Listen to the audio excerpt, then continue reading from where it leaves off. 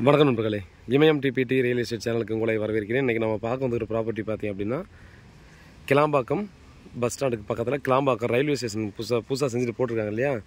So Kilambakkam railway ஸ்டேஷன்லேருந்து just 100 மீட்டர்லேயே நம்ம வந்து பார்த்தீங்கன்னா 46க்கு 90.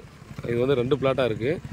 ஈஸ்ட் சைடில் ஒரு பாதி ஒரு 2000 ஸ்கொயர் ஃபீட்டும், வெஸ்ட் சைடில் 2000 ஸ்கொயர் ஃபீட்டும் வரும்.